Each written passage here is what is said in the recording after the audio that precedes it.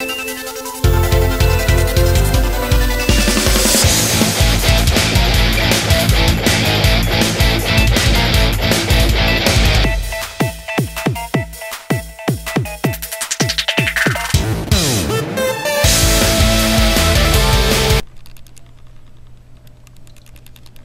guys, AK-47 Master here. Welcome back to some more Phoenix Wright Ace Attorney. On this episode, we're going to be listening to Mr. Frank Sawitz's testimony. So let's start off with witness's account. I was going door to door selling subscriptions when I saw a man fleeing an apartment. I thought he must be in a hurry because he left the door half open behind him. Thinking it strange, I looked inside the apartment. Then I saw her lying there, a woman, not moving, dead. I quailed in fear and found myself unable to go inside. I thought to call the police immediately. However, the phone in her apartment wasn't working. I went to a nearby park and found a public phone. Remember the time exactly. It was 1 p.m. The man who ran was, without a doubt, the defendant sitting right over there.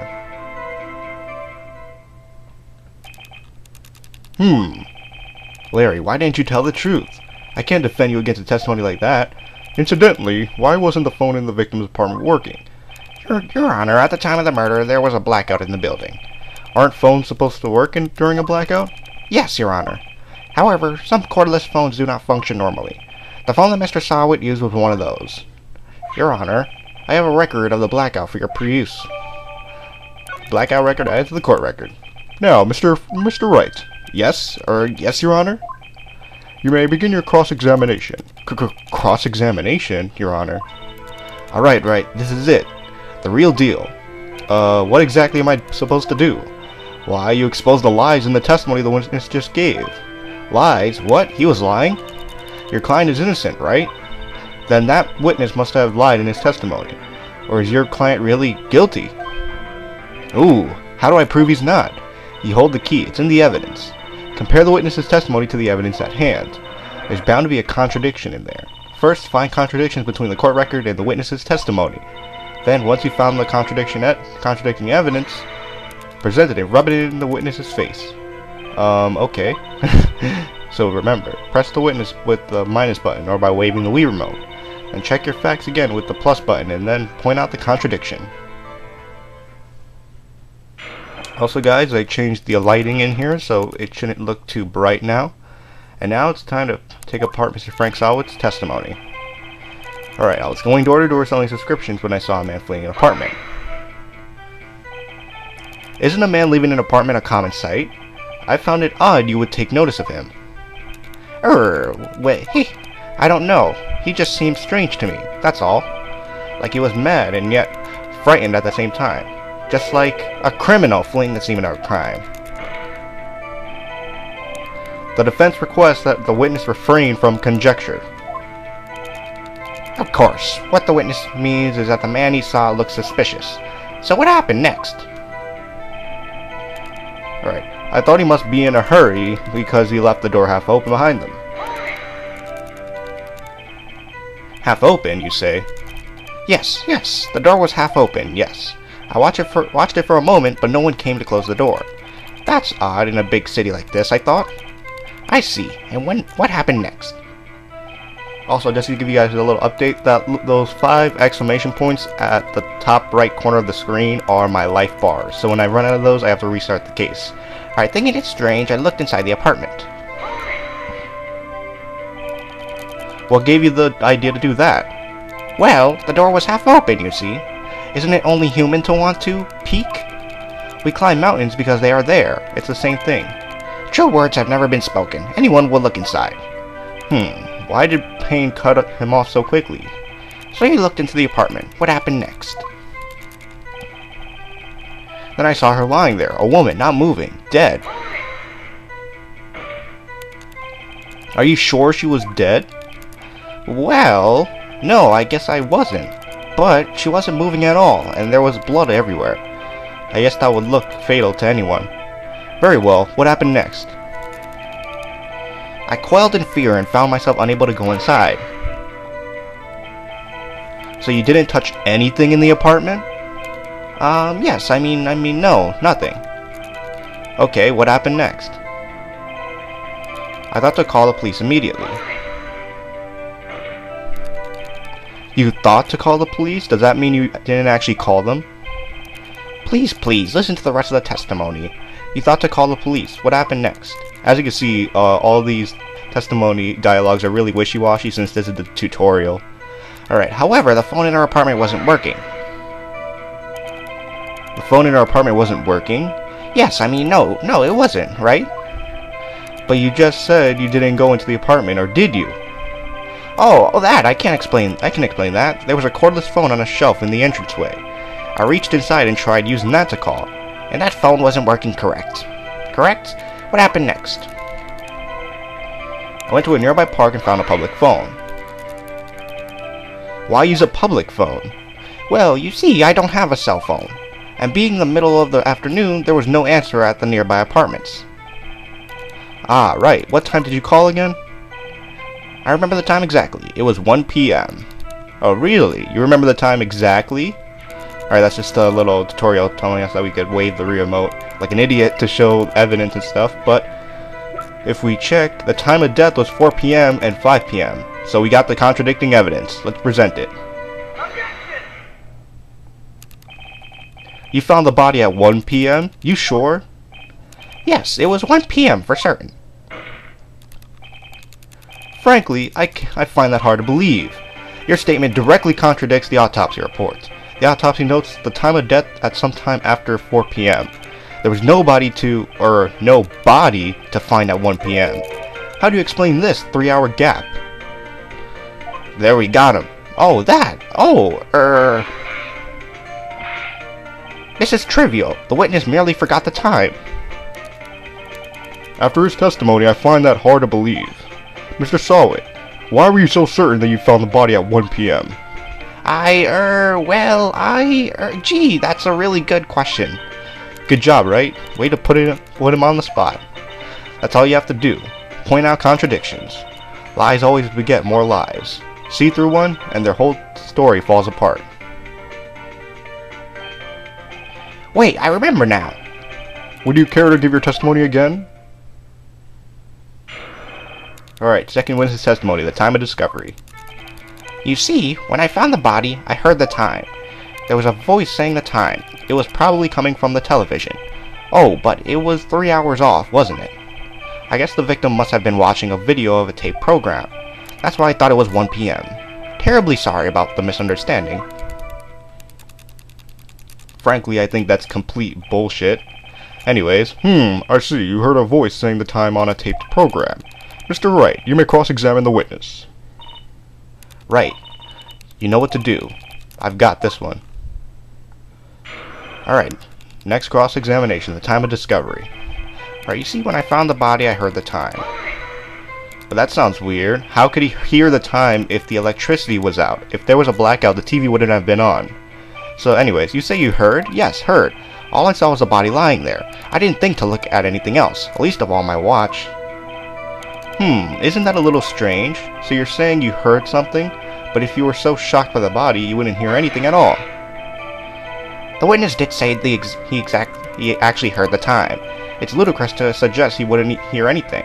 Even Payne knows he's lying. Look at him, he's sweating. He's all nervous.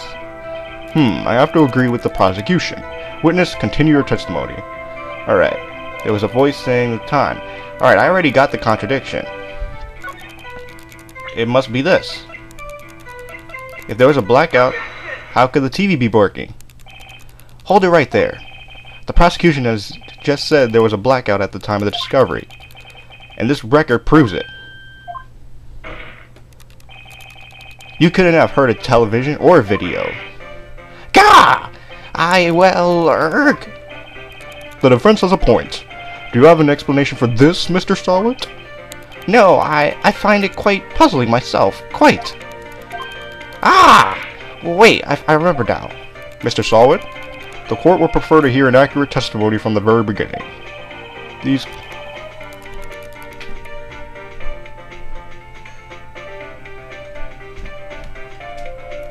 constant corrections are harming your credibility. That, and you seem rather distraught. My apologies, Your Honor. It must have been the shock of finding the body. Very well. Mr. Sawit, let us hear your testimony once more, please.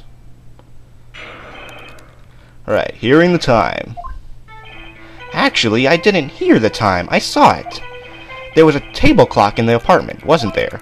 Yeah, the murder weapon. The killer used it to hit the victim. That must have been what I saw. You saw a clock? I guess that would explain it. The defense may cross-examine the witness. Gladly. Alright, hearing the time. Actually, I didn't hear the time. I saw it. That strikes me as a very suspicious mistake. Yes, I see how you'd be a little doubtful. I'm really sorry. I only just remembered that table clock. A table clock? There was a table clock in the apartment, wasn't there? Alright. Yeah, the murder weapon. The killer used it to kill the victim. The murder weapon? Yes, the table clock that was used as a weapon. That's what I just saw. Did you doze off in the middle of my testimony or something? Something's fishy here. That must have been what I saw. Alright. Well, the murder weapon wasn't a table clock. It was a statue. It clearly says it right here. The statue of the thinker. So let's present it to this guy. Because he's lying. Wait just a minute. The murder weapon wasn't a table clock. It was the statue. Now, how is this supposed to be a clock? Wah! You with your objections and your evidence. Just who do you think you are? Phoenix Wright, Ace Attorney. Just answer the question, Mr. Sawit. Hey, I said it. There. Okay, that's a clock. Your Honor, if I may. Yes, Mr. Payne. As the witness stated, the statue is indeed a clock. The neck is a switch. You just tilt it and it says the time out loud. As it doesn't look like a clock, I submitted it as evidence as a statue. My apologies. I see. So, the murder weapon was a table clock after all. Well, Mr. Wright, it appears that the witness's testimony was correct. This is a clock. Do you have any problems with his testimony now? Yes, I have big problems with his testimony, Your Honor. There's a gaping hole in the witness's testimony. The only way he could have known the weapon was a clock is to hold it in his hand. Yet, the witness testified that he never entered the apartment. Clearly a contradiction. Indeed. The witness knew it was a clock because he went into the apartment. You're lying. You were inside the apartment on the day of the murder. Oh yeah? Prove it. Prove I went in there. I'll do it better than that. I can prove you were the one who killed her. You struck her with the clock, and the shock of the blow triggered the clock's voice. That was the sound you heard. Order in the court. Intriguing. Please continue, Mr. Wright. Yes, Your Honor. Mr. Sawit, the sound must have left quite an impression on you. Understandable, since the murder weapon spoke just as you hit the victim. That voice was burned into your minds. That's why you were so certain about the time. Well, what's the meaning of this? This is all baseless conjecture. Baseless? Just look at the witness's face. Would the witness care to elaborate? Did you strike the victim with the clock? That day, I never... Look, the clock I heard, no, I mean, I saw dirt. Gah! Shut up, I hate you. It was him. I told you, I saw him. He killed her, and he should burn. Burn! Give him death. Order in the court, I say. Your Honor, a moment, please. There isn't a shred of evidence supporting the defense's claims. Mr. Wright. Your Honor? You claim the sound the witness heard came from the clock. Do you have any evidence? The whole case is riding on this. I better think it through carefully. Yes, Your Honor. The sound Mr. Sawit heard was definitely this clock. The fact which is simply clear if you simply try sounding the clock. Let's sound the clock now, here in this court. Your Honor, may I have the clock? I ask the court to listen very carefully. Beep. I think it's 8:25. That certainly is a strange way to announce the time. Well, he is the thinker after all.